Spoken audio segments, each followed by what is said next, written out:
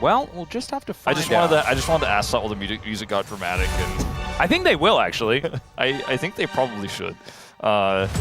So that's something that you're gonna expect here. The Callista, that Doran, what we wanted him to play in game 2, I guess that's also banned away. So unfortunate. Won't be seeing any Pokemon trainers up there on the top side. As a lot of discussion about this second ban would be the Varus instead.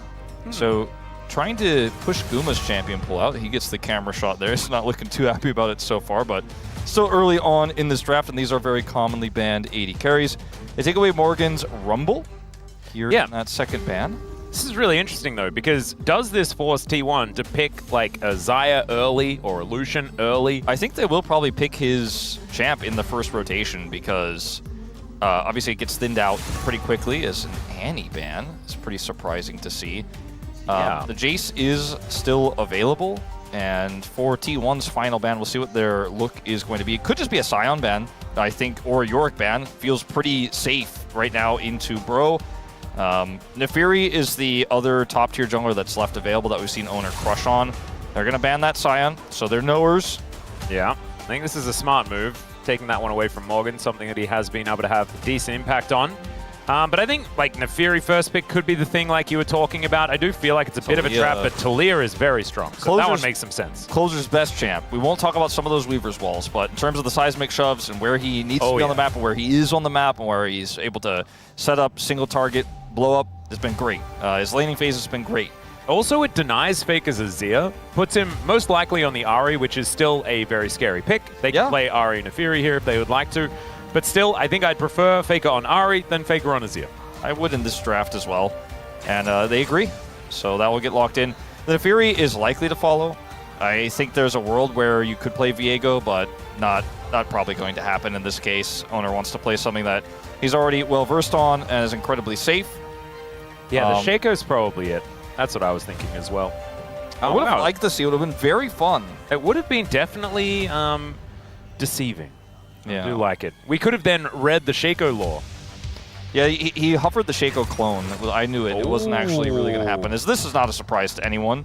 I mean, it's a little bit. Doran hasn't necessarily been having like all success on the Jace, but still good to see that he's happy to lock it down. I feel like I remember the LCK Cup Doran a little bit differently than Chronicle was talking about on the space. I feel like we saw domestic Doran in the first few weeks, so we saw him in playoffs a little bit on the Jace, where he was playing tank Jace incredibly well. Like when T1 was all on the same page, did enjoy a lot of that. He knew he was going to be playing against Yorick, which is why I think that the Jace lock-in makes sense here. And let's see if they want to deny the Nefiri pick, because that is something that Bro can now do, and that would be the trade-off of grabbing Jace right here, right now. I think Nocturne could also work if they want to play for side lanes more. I wouldn't mind it. Then you've got like double pseudo-globals. I agree with that. It's a really smart call. I think that Oner just wants to get a little bit more information before he's willing to lock the Nefiri in. A little bit more team fighting with the Wukong. Works well with Yorick too, in those occasions where Yorick shows up to the fight. And also, you get the Cyclone down, then you put a Ghoulie wall around them. Yeah, and then you put a little seismic shove on top of it. Oh, sounds pretty scary to me. A lot of rocks getting unraveled. Oh, man. I still think that Nefiri makes sense here. You could take Poppy as well. Yeah, Poppy feels very good. Yeah, I guess like Poppy into Wukong is definitely good, but Talia and Yorick don't really care, so... It's just Nefiri Ahri is so powerful, and you have a lot of dive potential. You have a lot of backline access with this draft, and you can soften targets up with the Jace and then follow up on them so incredibly well. We've seen Faker have obviously a second pentakill of his career and one of his best Ahri performances very recently on the same pick. I mean, T1 are one win away here from a 5-series winning streak after having a rough start to the season. And it was all 2-0s as well, wasn't it? Yeah. Kind of absurd. Now, you mentioned this, like we talked about maybe Guma was going to get his pick in the first rotation. We kind of went past that and didn't actually talk about it anymore. Now, the Lucian is going to get taken away again here. The Jhin is gone. We'll see if they'll target him further in that final spot. I already wrote Xayah. Yeah, I already wrote it down. I think Xayah is pretty safe here to ban, and we'll see what Guma wants to go to this time around. And the Kai'Sa being banned only makes it more understandable. It makes it pretty apparent. Yeah. So we'll see whether they do actually get rid of it. The Alistair will then immediately come in. Yes. As, yeah, we called that one pretty quickly. And so now, is it going to be holding counterpick? No, it's just going to be the R4 cow, and that makes a whole bunch of sense. Alistair going to be locked in. You know, this is not one of those situations where we've seen, like, in the past, you know, Guma plays the Neela or something like that. Like, whoa! You know, we forgot he had that one, but I don't think this is that kind of draft. I think he might just end up playing a scaling AD carry here. Although, let's see what the matchup is going to be. Varus is gone, right? A lot of the AD carry pool thinned out by Bro. It means their opportunities are less. The Ashe is like the highest tier list pick that's left available. Can be quite strong into the Alistair. I actually quite like it. And Poppy? then Ashe Poppy, because you know they've already picked the Alistair, so you're not going to get punished for this. And so the Talia Poppy combo will make things a little bit difficult here, as the Ezreal is going to be locked in. And Gumayusi. Huge cheer to the crowd. Yeah. You can see, like, I think Goom probably heard it as well. Bit of a sly grin on his face as well. Not necessarily known for this pick. I mean, a pick, frankly, that he has avoided, but he has played in the past and has given us some pretty decent performances on. Even though he doesn't lock it in often and doesn't have the confidence to play it often, you have to imagine. And also gives him a lot of self-peel opportunities as well. Still, there's a lot of team fighting power here for the Bros, and they will be able to control areas really effectively. Looking forward to seeing how it goes. But Oner is on another really powerful pick, and he has been really good. So that might make the Bros' life a little difficult.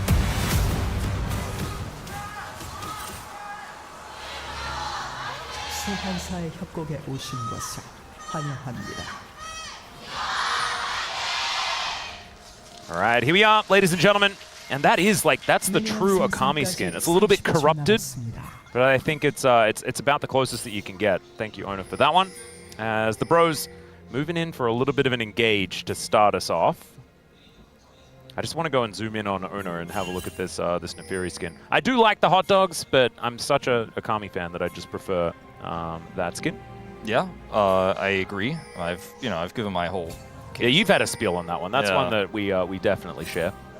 And if I take the nameplates off, I kind of like Bros draft, and I think that the Yorick pick is the one that stands out to me as this one could backfire. It does weaken your team fighting, but it's extra side lane pressure against a T1 composition that I think both scales decently because it has the Ezreal and the Jace poke damage for neutrals, but also kind of needs to be in control of the game, or Guma has to really pop off. Like, if you fall behind in this draft, Doran and Guma have to land a ton of poke. Thank you so much, G-Sun and Yundo, for that one, because we get to see it, and you can see it's not like pure white, you know, like Amaterasu is, but still pretty close. As far as the chromas are concerned, it's the closest. Yeah, I kind of was like Garurumon as well.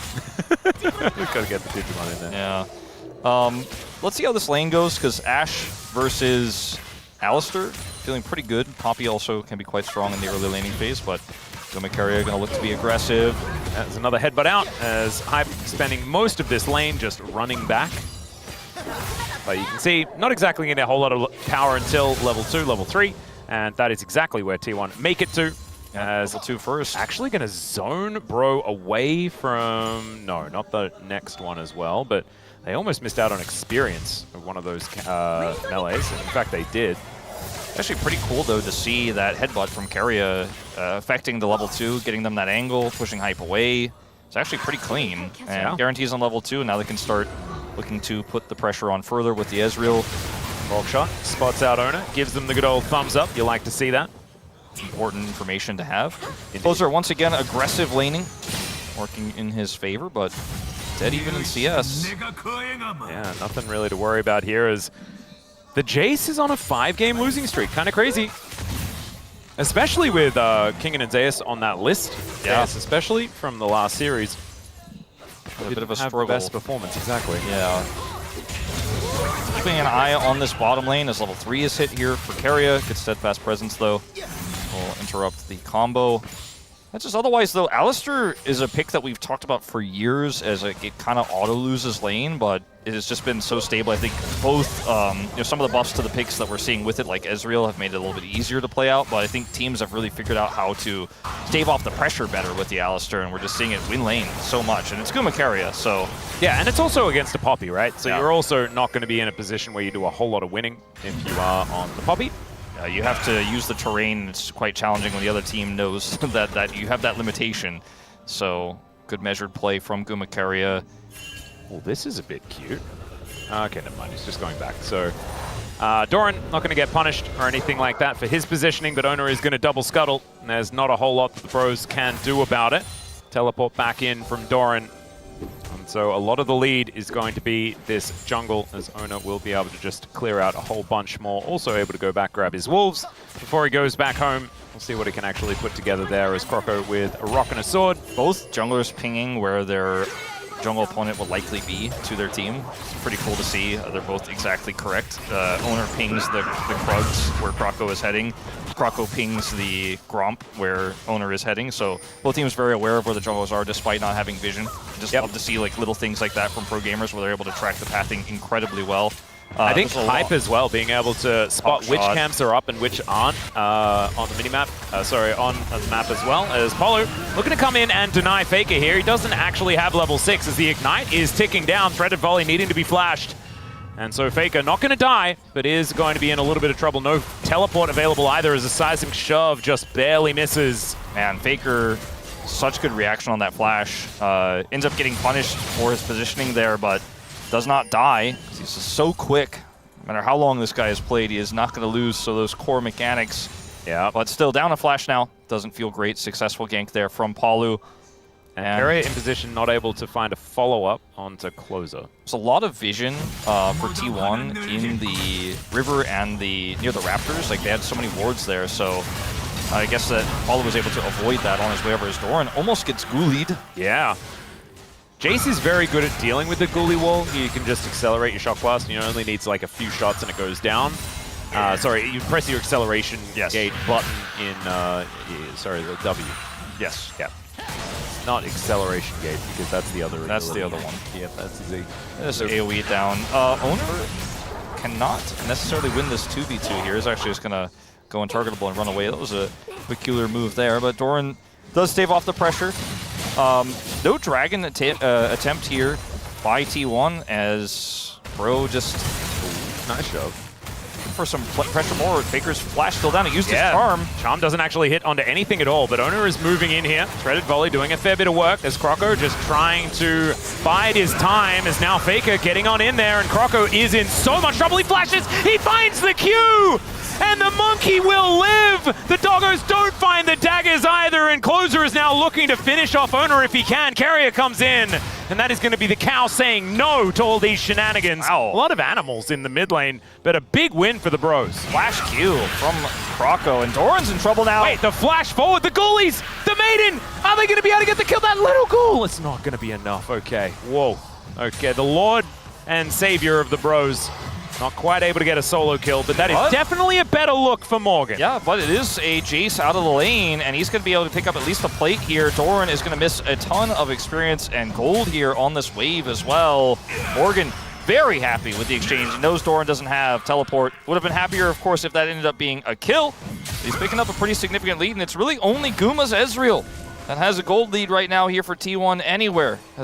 Once again, solid early is Faker. Where are you at? Oh dear. Rocks are down. Yeah, the rocks go down, and Faker not going to be able to do too much about getting out of the way of this one. It's good charm onto Closer, but I don't think it's going to save him, and it in fact does not. There is yet another kill. Faker 0-2 right now, as we're going to have a look at this mid-tango once again. Yeah, this is a really close fight here as Oner comes over. Faker kites back, right? And then Oner puts a lot of damage onto Croco as Faker is trying to look for the follow-up here. But Closer hits him with that extra Q, and then Croco flashes to take him out. That flash was really critical. And they know Faker, of course, didn't have his from the previous gank. Here it's a Weaver's Wall, and Palu got the full wraparound. I think it's a pretty greedy from Faker here, but also a nice catch, a nice punish by Bro from long range, using the Weaver's Wall for a pretty short distance, but it's enough to trap Faker there and lock him down. So 2 deaths now for the GOAT. A flash immediately comes out as well from Doran as we head back into live. Hype being able to at least grab that cooldown. As here on the top side, we do have a little bit of pressure put on by T1. Hype grabbing this wave is a little bit of a worry, but the bros feeling very confident, especially with Faker towards this bottom side of the map and showing on vision. And it is going to be grub number 1 going on over to the bros. Yeah, they got it without smite, so they still have a smite for a second one here, so looking very good for a 2 for 3. Yep, Hype moves on in. And the True Shot Barrage getting a fair bit of value. In fact, over all 3 of them is massive, but it is a 2 for 1 trade as far as the grubs are concerned. Doran getting Brio there on the top side really warped how that was going to go. Nice avoid here from Keria as well. They took the pressure in the top side, turned into a grub swing there, and the True Shot Barrage was massive. Doran had faster rotation. Hype could not get involved into the thick of things there outside of his ultimate. And so T1 ended up getting a grub there, pushed them away. Doran actually maintained gold parity for a moment with that extra pressure he had in the top side there. Now finds himself behind again as Yorick is by himself, unanswered in the side. Looks like Morgan's going to pick up another plate, but a lot of work done by Doran in that kind of quiet part of the game, but still going to be Morgan in the lead. Oh, and there is a fair bit of damage on towards Faker. Of course, Orbit Deception does a decent job against the ghouls, but Morgan very, very happy on his Yorick. Maybe like the Yorick is now the new Renekton. It's like Morgan. Maybe that's like the thing. It's just transition. Yeah, you're Renekton. Yeah. I think that champion mastery is something that we, in the LCK, don't always talk about. We talk about what they can't play, but not what they're really good at, and especially when things are a little bit off meta and a little bit niche in terms of what their role is. But Morgan has such mastery and such comfort on the pick that even though we scholastically don't like it, he keeps finding success with it. And I think he might be, like I said before, the best Yorick in the LCK. And once again, showcasing why they draft it for him so often. Something that is a pain point for us casting some of these drafts, but has been a success point for some of Bro's biggest wins. Yeah, it's working out. And Morgan has been a guy that's just found success on something that's like very specifically him. Like even in, what was it, 2021, where they did make that amazing run to Worlds. Like the Camille that he was playing at the time, it wasn't the conventional way that you would play it, right? Like he'd often just figure out a different way to make a champion. Well, he was like first picking it and stuff like that back then. Yeah, he just didn't care. He was just like, no, I'm good at this champion now. It doesn't matter. Yeah. And we were like, and also, I'll lose lane, but it's okay. We'll win. Like we can make team fights work no matter what. Yeah, he just, I don't know. It's the kind of player that he often is. And I mean, he's winning right now against Doran in terms of the extra pressure he got in the bottom lane. He's still up 300 gold, almost killed Doran solo. He's going to grab another plate here. And until it stops working, I'll sing his praises in this one. Ghoulie Wall. It always just makes me a little bit more excited than I have any right to be. But it is still a very fun ability when it does land. Is that turret not quite able to give away another plate? And this is on Bro Vision. Yeah, Oner calls back the doggos, and it should be Oner taking this one down pretty comfortably. And I think they're going to kill Doran. Yeah, I think they're going to kill Doran in exchange. But Doran, potentially aware of this, see what he decides to do. They're going to get a plate at worst case scenario, but I think they're going to get a Jace too. As here comes the Wukong. Yes, I think Doran getting the idea that he's going to have to try and clear out the wave. The Ghoulie Wall comes down, the arrow sails on through, so does the True Shot Barrage. That's pretty cute. Faker's teleport just that little bit too late, not going to be able to save the Jace. And Keria even able to get up here as T1. They also get the dragon, right? It's not exactly end of the world. Because Faker teleported, though, Closer's going to get more plate gold here on the bottom side, so... Look at those plates that they've just prepared earlier here. It's like a cooking show here, the Bros. Just pulled it out. Yeah, pulled it out of the oven. It's like, no, we had these ones prepared. We just made the batter earlier on, but here's how it's supposed to look. All golden brown and delicious. Yeah, because... I mean, you could see, actually, if you look at the minimap where you were looking at the minimap, you could see that Closer actually channeled it back, and then when they see the teleport, he's like, no, I'm not backing. And then he gets a plate and then backs. And now he can come up here and catch this top wave. Morgan has teleport, so this small teleport advantage and this small push and pull, the tug of war that Bro is winning, is starting to add up in the gold. You know, it's only 1,500 about the lead that they have right now, but it's, again, significant.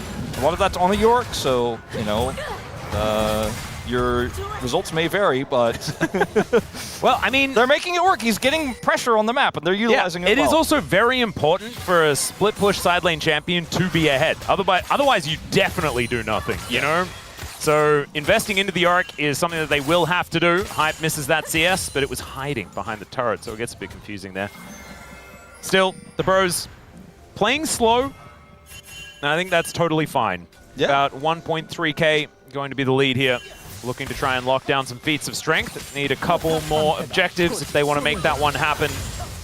As next dragon going to be an Ocean. Let's see what the soul is going to be moving later into this game.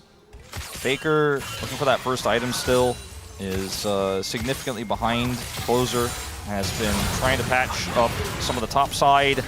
Is now getting pushed in by a Yorick. Yep. And, you know, in terms of objectives, there's nothing yet. The Herald is up in 1 minute. See, Oner will reset and we'll be able to return before then, but Faker still doesn't have his teleport. So Morgan is kind of playing around this. He's like, are they going to gank me? Because he can either hard pressure the turret and give up the Herald or try to keep Faker interested. Obviously knowing that he can teleport at any time is pretty massive. Like, not that he wants to fight, but the fact that he has teleport means he can utilize it for extra pressure. That topside turret's still alive. He can commit. There is the arrow. Yeah, arrow not going to connect this time around as now Doran trying to get away from these rocks. The threaded volley really starting to hurt from Closer. And Doran realizing that he is not safe towards that topside flash or no flash. Still not something that he wants to do, is now Oner going to be forced out of here. Nice little front flip. Jace, TP to the bottom lane. Okay, Gumayusi doing a lot of damage here to Kroko. That's pretty massive right before this objective, but Doran went to the bottom lane here to try to deal with this Yorick. Lost half his health bar, and this turret is still looking like it might fall. Oh my god. No demolish proc. He got the wave, so he's going to keep the turret alive. But T1 in this awkward spot now where Faker didn't have TP and now has to rush over. They don't have their Jace. And the Jace is going to have to back. And the fact that this Herald is up, they're using it, Bro are using it very well to actually continue to pressure T1 on both sides of the map. Yeah, and Morgan will be able to, like, because there's no one here yet, Morgan just needs like 2 Qs and this is dead. Oh yeah, 100%. Like, he's going to get this demolish proc he didn't get a second ago and it's just gone. Yep. That doesn't cancel teleports anymore, so he may be dead. Well, he's just going to teleport himself because he knows, oh, the charm has to land, but it does not get it there in time. And so Faker trades his teleport for this, but they still lose the turret. Oh, God. And he gets out with his life. Yorick mastery. This is just lordly, No, the performance. And dare I say it, is it a good bro macro game? well, it is so far, but remember what I said about 15 minutes, Wolf. It is now 15 minutes and 50 seconds, and now is about the time where things fall off the rails. So they're going to need to keep it up, but so far, yes, it definitely is a good bro macro game. At Grok, is it true? But bro winning the macro against T1, defending world champions. I have a feeling I know what we're going to learn about, and it has nothing to do with League of Legends. Let's just say that. Okay, Morgan back up here towards the top side, level 11. The Maiden well and truly powered up now. And he's even got his steel caps, couple of red rocks, just feeling fantastic. Rift Herald going to be considered by both teams. So we'll see who's going to be able to get the priority around Shelly. Right now it's looking like Bro are in a good spot. I mean, Closer does not have teleport, so the edge they had for sure, the Shelly was there. It's not there anymore, but it's okay if they can maybe get a top turret for this and Closer keeps pushing. But also, Faker has to come on over and catch this wave as it crashes in the bottom lane. Yeah, and so with Weaver's Wall, of course, the Talia can kind of be anywhere. Gumayusi also possibly in trouble as the Arcane Shift going to be employed to get out of the way of the Seismic Shove. I think in part, like, T1 were very slow to try to punish as Doran's caught. There it is. Ghoulie Wall goes down, and Doran going to flash out of the way. The Maiden still getting upset. You can see Morgan with the most gold in the game. I think there was a real window for T1 to try to do something a little bit more aggressive while Closer was showing there on the bottom lane and try to make something happen for this Herald, but they instead kind of slow-played it. Faker was a very long rotation down to the bottom lane, and now Morgan's going to get this turret for free. He doesn't need the Herald for this one, and I don't know if Faker will be able to say the same about this bottom turret. He has Oner with him, but others are coming down. Closer has Weaver's Wall, and he's going to get a lot of this turret. I'm not sure he's going to get the whole thing, and I think he won't. No, he's going to have to run away from Closer here, and even going to get thrown back. Nice charm was already in the air as Closer running pretty quickly. Hype has arrow. Phase Rush does proc, and it does work against Faker, actually, as Oner here in position. And wisely, Closer is going to move back. Polu not going to be as wise, and so instead going to need to use that heroic charge. Seismic Shove goes wide because of it, as there's the Keeper's verdict. The verdict is no pets allowed. And we'll just evict the dog. Yeah, I mean, I guess trying to lock an Ahri down would be pretty hard for Hype. He doesn't commit his arrow, but definitely had his finger hovered on that minimap, I think, at that moment in time while his skirmish was breaking out. Paulo losing his ultimate, but doesn't lose his flash, and there's no objective up anytime soon here as T1 were able to secure that second dragon of the game here, so I don't think it's going to matter too much that there's no Keeper's verdict here for Palu, but it's a turret lead here for Bro. They have a Rift Herald they can drop in the mid lane. Not a great timing or anything like that to try to secure Dragon Prio, but that's going to be standing gold, or at least a significant charge in the mid lane for them when they want it. And see if they can keep this control, because like you said, it's the team fights and it's the later game. It's the post 15 minutes where Bro do fall apart oftentimes, but they have so much control now. As long as they just keep putting the pressure on just like they have these last 8 minutes, It's hard to imagine that they're simply going to give up the control of this game. Like, they just keep putting the pressure on. Look at Keria. Yeah, great seismic shove, going to connect onto the cow. And the Bros continuing to throw in this poke. Hype able to layer in these volleys, and he is the only one that's behind on their team. Gumayusi has been doing a really, really good job. Very, very close to 2 items on this Ezreal as well. Now going back, we'll see whether it is going to be Manamune done or whether he still has to wait. Yeah, just Caulfield's going to be put together. So there's still a little while on the 2-item spike that we talk about for the Ezreal, but he is certainly on track for it. Yeah. Otherwise pretty good performance from Guma thus far in this game. Is just farming up a storm, like got a lead. He was the only lead for T1 this entire game, basically, off of his laning prowess into Hype and Palu.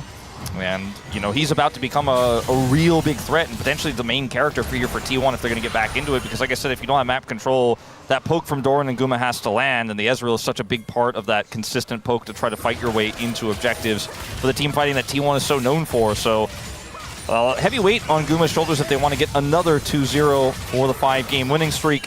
And that 2-item spike is ever closer. It's feeling a bit worrying, though, because this Yorick owns the side lanes. Yeah. He is very scary. 1.6k the advantage for Morgan over Doran right now.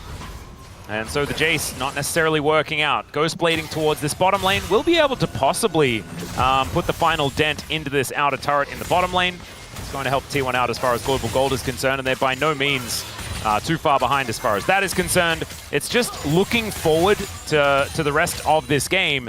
That side lane pressure is always going to be there. Yeah, and T1 are not known to be down 2 turrets at 20 minutes, This is a quite unusual situation as Morgan. It's a really long lane, by the way. There's the Morning Mist, and there is the Ghoulie Wall. Doran is just dead. He didn't even need to shovel him.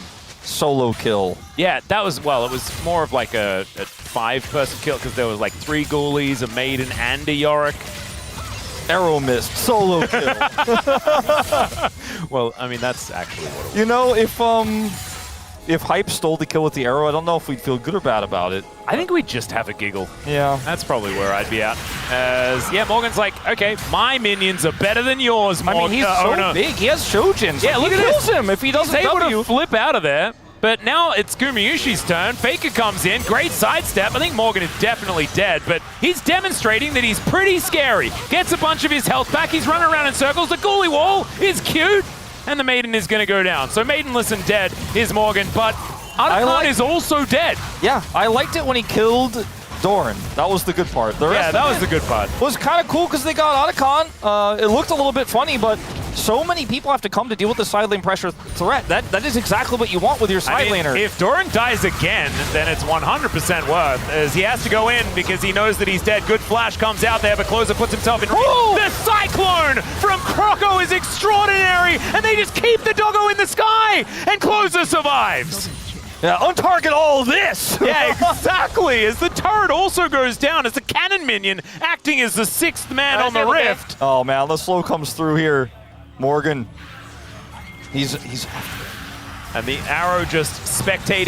There was a camera, there was like a GoPro on that arrow, so you get that really cool, like, the camera angle. Yeah, it's like a sports cam. Yeah. Instant replay from like the horizontal view. It was a great flash from Closer. Watch this. Croco said, "Ah!" Yeah, like, no. And Paulo said, "Not my mid laner." And they did the CC, and the dog was flying, and then down. Yep, and now Faker is looking to get a dive onto Closer here. Seismic shove actually headbutted into. That was so weird. Not on my mid laner. Yeah, they are all defending Closer.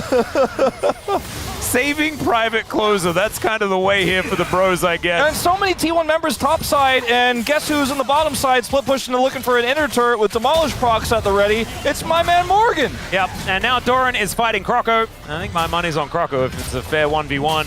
As Morgan, like this is just gone. The Maiden going to be put back together. Morgan no longer Maidenless as he gets this wave put together once more. I mean, Paulo also standing his ground against Oner. That is a sign of how this game is going. I mean, we're one big team fight away from T1 getting back into this game. Like, I want to make sure that we do recognize that T1 is 5,000 gold down, but they have a really good team fighting composition, and they have some of the pieces coming together. Like, the Muramana is almost done for Doran. Guma's is finished. Faker's on 2 items. I do feel like if one fight goes awry, Bro can lose this game, but it just doesn't look like they're interested in losing this game. They are not letting control of sides at all this game. They're playing so well. Oh my god, how did the seismic shove work? Yeah, I don't even know.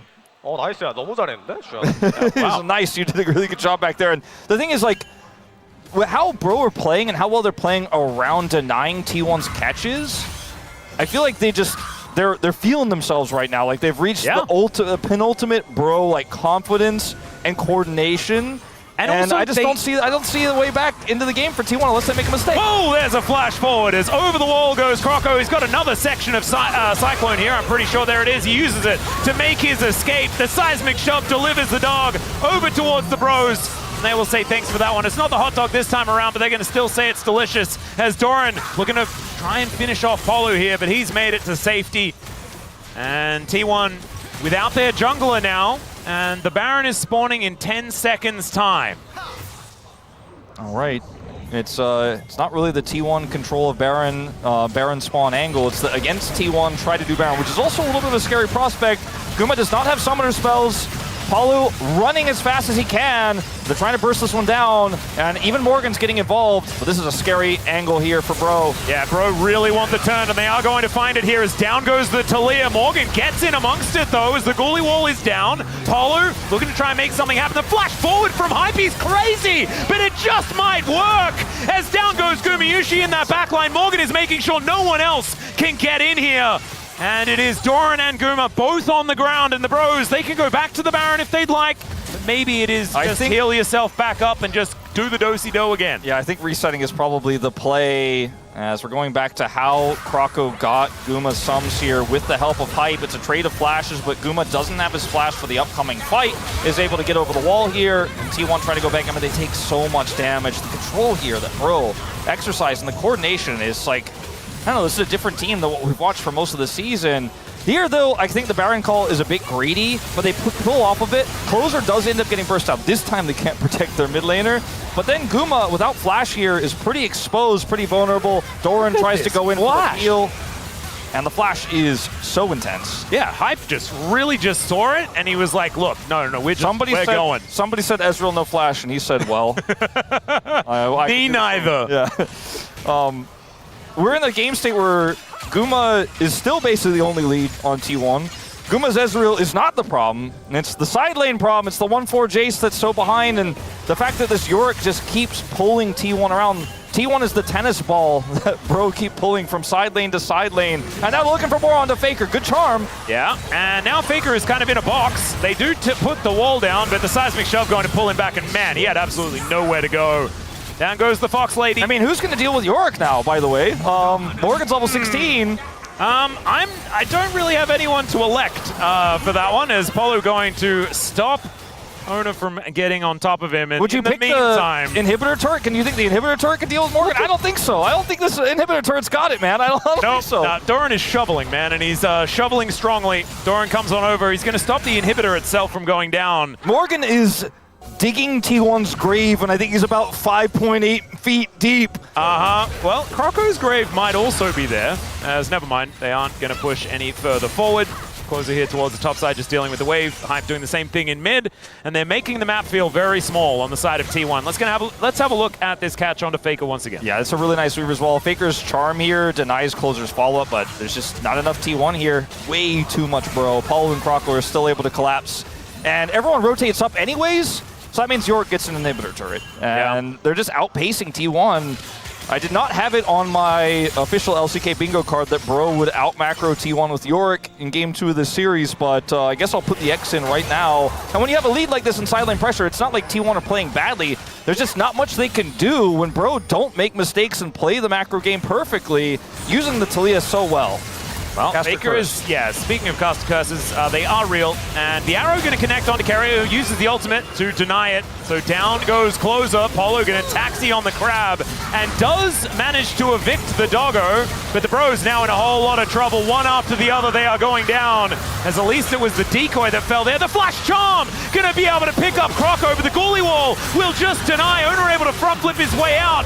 But there is the Warrior Trickster from Croco. He has to use the flash as well, though, as Oner going to get slowed down. There's the blast cone. Morgan just getting amongst it.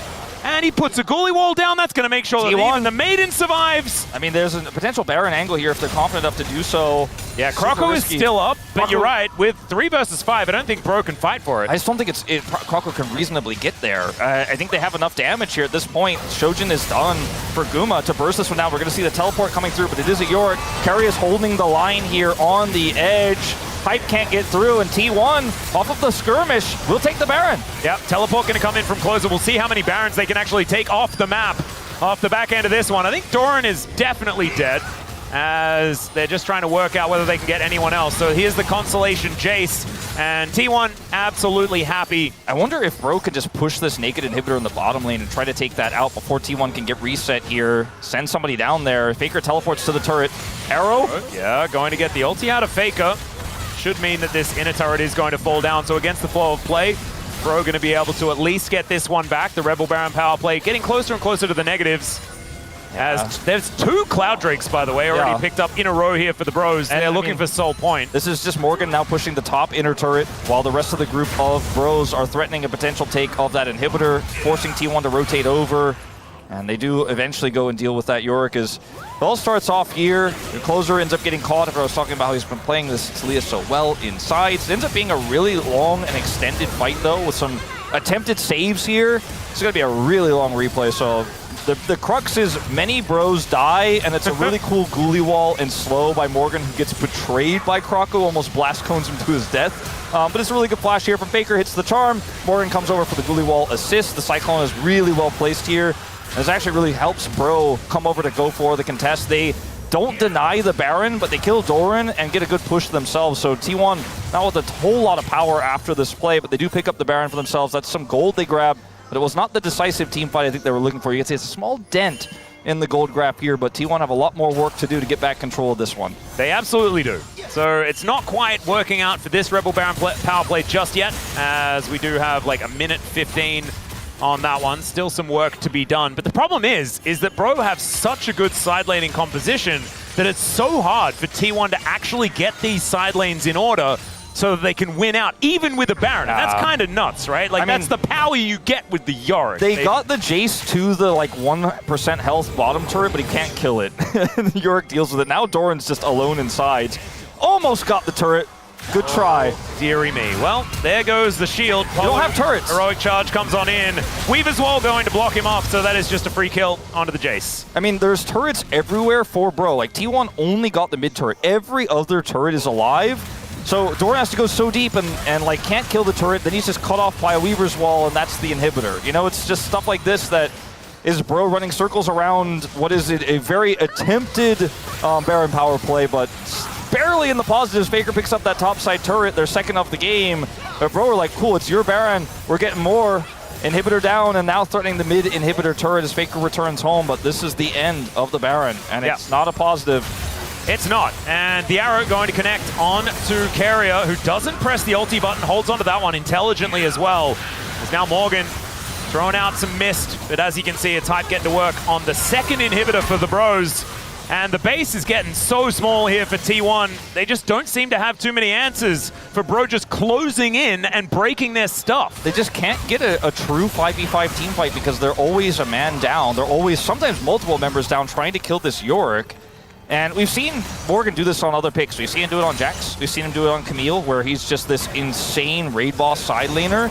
And this is one of those games where you need 2+ people to deal with him. Because if you just send one, then Closer's like, okay, I'll be right there. And he just Weaver's Walls over and kills you. And if you send 2, like, you might still die, actually, because he's so big and has a hull breaker, by the way. And so T1 never get to have that proper 5v5 fight. If they won just one, with all the standing goal on the map, with all the turrets they haven't taken yet, they'd be right back in the game and maybe even in the driver's seat. But Bro are just not letting control of this game go back into their hands. I feel like a weaker team would have messed up the macro, would have gotten caught in sides, and Bro just aren't making any mistakes. They're not. And they're putting the Yorick into the only other side of the map that does have an inhibitor. As I say that, he's teleporting into the mid lane because there is a soul point to fight for. Oner goes untargetable to avoid the arrow. And we'll have that one back off cooldown relatively quickly. Morgan moving on over. Remember, the hull breaker not doing as much at this point in time now that he's grouped with the rest of his team. They do want to make sure that they can confirm this dragon. And all they have to do is wait. Yeah, there's a huge wave in the top lane that Doran is dealing with. He can teleport over. Super minions starting to stack up 2 of them in the bottom lane. I don't think T1 can win this, so maybe a steal. Crucial Barrage was cute. Fairly close. Yeah, not quite enough, but yeah, as you say, closer than it had any right to be. I don't think that was a fight T1 could win, but they can try to get some side lane control. That turret in the top lane is gone, so Doran can actually turn what was a big wave into his big wave. They have control of the top side. Bro don't have vision here. Hype, careful on taking wolves, careful on moving over here alone, because hide on bush is definitely kind of the traps that need to be set here for T1 to catch members where they have pockets of vision missing. And that was a potential angle there. They are not quite able to catch Bro, though. Bro, don't make that mistake. They're moving really fast on the Rift with your favorite Cloud Drake. Heck yeah, they got 3 of them. 3. If they, like, another 4.5 minutes, and it could be like the Quadra Cloud Soul. Oh, it's my absolute favorite. I told everyone they paid their taxes. I mean, we did check on this. Oh, yeah. Maybe we've had a few extra subscriptions as well, so the bro flags are also in there, which is like the best way to pay your bro tax. Highlight the bro flags. The 4-1 here is so insanely strong, and trying to peel off to kill Morgan is just not realistic. And also, when you've got 2 inhibitors down, it just makes this play so comfortable. The Unbreakable Will onto Keria there as the Charm will connect as Morgan is making his way over, but I don't think you're winning that 1v1 as the flash forward from Polo is massive. The triple knock-up from Croco as well on this Wukong. Gumayusi goes down and Keria alongside him. And Doran, of course, is dead at the same time. Faker still in this 1v1 as the Blast Cone might save his life. And the popcorn for Dagon is tasting better and better as the bros look to knock down the Nexus and bring us to a Game 3. Oh, what a day for a 6-gamer, Wolf. Oh, man, back-to-backs, in fact. And Bro said, you're not getting your revenge against us tonight. They were able to take out